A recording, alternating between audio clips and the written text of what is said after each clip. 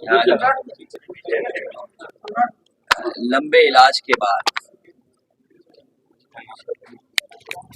जो आज संभव इलाज है, परिवार ने पूरा इलाज कराया, उसके बाद उनके परिवार के सदस्य, उनके पिता नहीं रहे।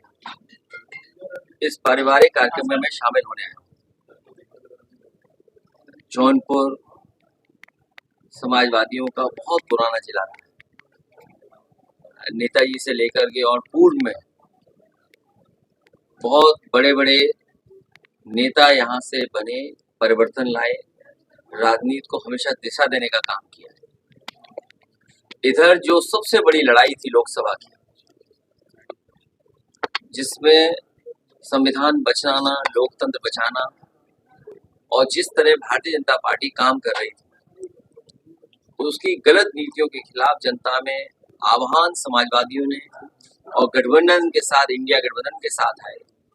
उसका परिणाम ये हुआ है, न केवल जौनपुर की जनता ने, जिसमें दोनों लोकसभा है, जौनपुर लोकसभा, मछली शहर लोकसभा और आसपास की बहुत महत्वपूर्ण लोकसभा इंडिया गठबंधन के पक्ष में आई। इंडिया गठबंधन समाजवादी पार्टी, वो समाजवादी पार्टी का एक एक कार्यकर्ता, नेता, जिसने अपनी लड़ाई समझी, संविधान के बचाने की अपनी लड़ाई, बाबा साहब भीमराव अम्बेडकर जी का जो रास्ता था, डॉक्टर राममनोहर लोहिया का, नेताजी का जो रास्ता था, उस रास्ते पे चल करके यहाँ के नेता कार्यकर्ताओं ने एकजुट होकर के जो पार्टी का फैसला था उसके पक्ष में मतदान हुआ, और परिणाम आप देखिए, बहुत दिनों के बाद दोनों लोकसभा समाजवादी पार्टी के पक्ष में है। मैं एक एक मतदाता का धन्यवाद देता हूँ। पार्टी के संगठन के जितने भी हमारे कार्यकर्ता बूथ स्तर पे थे, गांव स्तर पे थे, संगठन के लोगों का मैं बहुत धन्यवाद देता हूं कि उन्होंने समाजवादी पार्टी की इस लड़ाई में पूरी जिम्मेदारी के साथ मदद की है।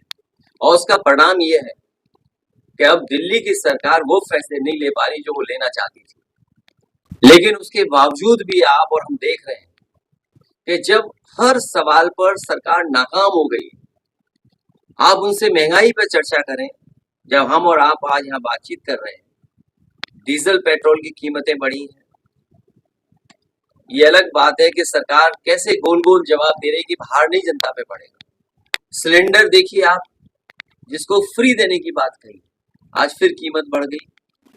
और जिस तरीके से अमेरिका आर्थिक रूप से पाबंदी लगा रहा है अपनी अर्थव्यवस्था बचाने के लिए, अगर वो अपनी अर्थव्यवस्था बचा रहा है और पाबंदियां लगा रहा है, तो भारत की अर्थव्यवस्था को कौन बचाएगा? जब भारत की अर्थव्यवस्था नहीं ठीक चल पा रही, तो जो निवेश करने वाले लोग हैं अपना पैसा निकाल लें, उसका परिणाम ये है कि सेंसेक्स लगातार नीचे जा रहा है। महंगाई पे ये जवाब नहीं देना चाहते। बेरोजगारी इतने बड़े पैमाने पे फैल गई है कि आने वाली सरकार अगर फैसले भी लेती है तो कब बेरोजगारी को दूर कर पाएगी? कुछ लोगों को लाभ पहुंचाने के लिए सरकार हर फैसला ले रही है। अभी मुद्रा योजना का 10 साल पूरे हुए हैं। आप खुद सोचिए, अगर 52 करोड़ लोगों को इन्होंने मुद्रा योजनाओं से जोड़ा है, और ये बात उन्होंने सरकार में कही थी कि हर व्यक्ति को नौकरी मिलेगी इस मुद्रा योजना के माध्यम से, जो कारोबारियों की मदद की। अगर 52 करोड़ लोगों को इन्होंने मदद की है, 33 लाख करोड़, तो अगर एक व्यक्ति जिसको मुद्रा लोन मिला है, अगर उसने 2 लोगों को नौकरी दी है, तो इसका मतलब तो यह है कि नौकरी खत्म हो जानी चाहिए थी, अब नौकरी की जरूरत ही नहीं थी किसी को। ये तो उन्हीं की बात मैं कह रहा हूं जो आपसे मैं आज शेयर कर रहा हूं। और फिर हमारे मुख्यमंत्री कहते हैं कि अगले 3 साल में हम 0 पॉवर्टी कर देंगे। हमारे मुख्यमंत्री जी को जानते नहीं, अगर उन्हें वीवो का मोबाइल दे दो तो कहो वो भी ना चला पाए, आईफोन दे दो तो कहो दीवार पे मार दो। क्या कह रहे हैं कि 3 साल में हम गरीबी दूर कर देंगे, 0 पॉवर्टी कर देंगे। ये किस बात का नारा है? और फिर 0 टॉलरेंस लॉ एंड ऑर्डर के लिए सुप्रीम कोर्ट क्या कह रहा है? सुप्रीम कोर्ट कह रहा है जो बात हम लोग कहते थे, वो बात सुप्रीम कोर्ट कह रहा है कि कानून व्यवस्था उत्तर प्रदेश में है ही नहीं, खत्म हो गई है। कानून व्यवस्था के नाम पर कुछ हो ही नहीं रहा है। मनचाहा अधिकारी काम कर रहे हैं, मनचाहा अधिकारी मुकदमे लगा रहे हैं। मनचाहा लोग पैसे वसूल रहे हैं। और जौनपुर से बेहतर कौन नहीं जानता, याद करो वो पुजारी की घटना। क्या आज भी जेल में नहीं है पुलिस के लोग? मुझे वो दिन याद है जब एक बच्चा केवल टिकटॉक बना रहा था, वो मुस्लिम बच्चा था, टिकटॉक बना रहा था, पुलिस ने दबाव बनाया, उसकी बात पिताजी से पैसा लेना चाहते थे, जान चलेगी बाद में। हमारा पूरा डेलीगेशन पार्टी का पहुंचा था, न जाने कितने बेगुनाहों को मार दिया। और यही जौनपुर है जहां पर अपनी नाकामी छुपाने के लिए बैंक डकैती के मामले में एक फेक इनकाउंटर किया था। फेक इनकाउंटर इसी जिले में हुआ था। और कैसी सरकार है सोचिए आप, जब सवाल खड़े हुए जवाब नहीं दे पाए तो उन्होंने बैलेंस करने के लिए छतरी की भी जान ले ली। ये बात आप लोगों से नहीं छिपी होगी क्योंकि आप लोगों ने तो करीब से चीजें देखी है। तो हर चीज की जब नाकामी हो गई, ये जो वक्फ बिल लाए हैं नाकामी का पर्दा है। अपनी तमाम जो उनके नाकामी है योजनाओं के, जो कुछ नहीं जनता को कर पाए, इसलिए इस तरह के कानून ला रहे हैं। समाजवादी पार्टी ने लोकसभा में भी स्वीकार नहीं किया था। आने वाले समय में भारतीय जनता पार्टी जाने वाली है। भारतीय जनता पार्टी पीडीए की ताकत को, पीडीए की एकजुटता का सामना नहीं कर सकती भारतीय जनता पार्टी। और इसीलिए क्या कह रही थी मुख्यमंत्री जी, 80 और 90, ये मैंने नहीं कहा। अगर पूर्व में किसी ने कहा हो, मेरे मुंह से आपने कभी नहीं सुना हुआ 80 और 90। मैं उन्हीं मुख्यमंत्री जो 80-90 कह रहे हैं, मैं उनसे जानना चाहता हूँ कि हम 80 में आते हैं कि 20 में आते हैं, 80 में कि 20 में। अगर वो ये नहीं बता पा रहे हैं तो वो समझ लें ये लड़ाई 90-10 की है। और 90-10 में इसलिए बोल रहा हूँ कि हर पीड़ित अपमानित पीडीए के साथ है। आप में से बहुत सारे लोग समय समय अपमानित हुए होंगे, हमारे प्रेस के साथी भी जानते हैं परेशानियां। इसलिए पीडीए की ताकत से भारतीय जनता पार्टी मुकाबला नहीं कर पाई। 2027 को लेकर क्या तैयारी है? वो पूरी तैयारी है। भारतीय जनता पार्टी का सफाया होने जा रहा है उत्तर प्रदेश से। बसपा से गठबंधन कर दिया क्या? देखिए, बहुत पुरानी कहावत है, उसको कहना नहीं चाहता हूँ क्योंकि हम समाजवादी लोग झगड़ा नहीं लगाना चाहते। एक उन्हीं का विधायक कपड़े फाड़ कर, या कपड़े फट गए, पुलिस ने इतना मारा, सुनने में आ रहा है कि पुलिस ने ऐसा उनका कुर्ता कपड़ा खींचा कि कुर्ता कपड़ा फट गया। भगवान श्री राम के दर्शन करने भी वो फटे कपड़े में गए थे और अभी भी फटे कपड़े पहन रहे हैं वो।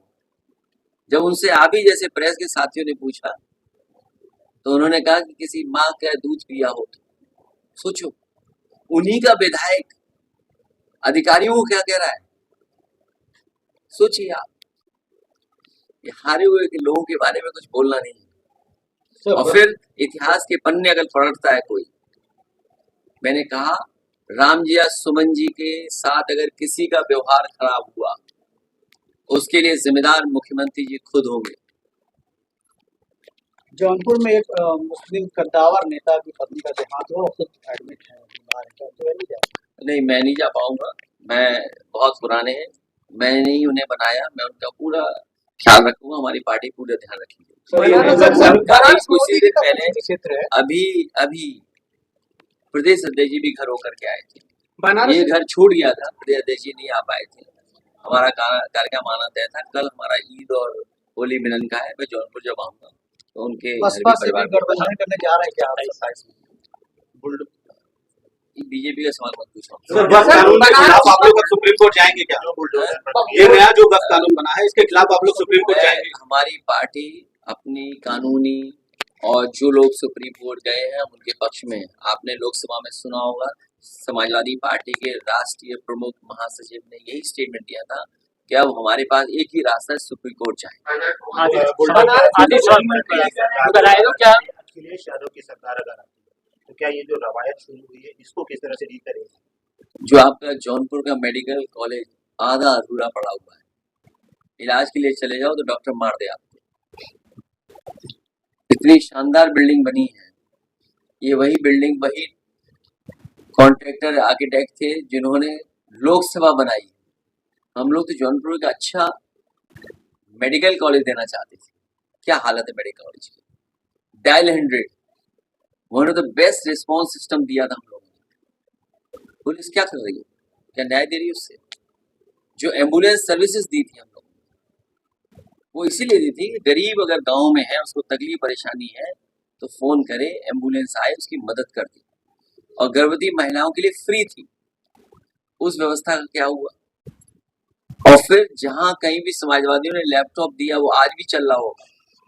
जो नेटवर्क आप इस्तेमाल कर रहे हैं, जिस नेटवर्क पे आपका चल रहा है ये मोबाइल, उस इन्वेस्टमेंट को लाने का काम समाजवादियों ने किया।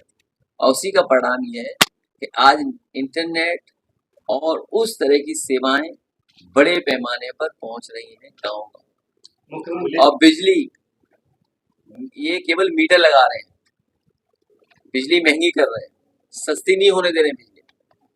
और हमारे मुख्यमंत्री जी तो एक कारखाना नहीं लगाए बिजली का। बनारस में सर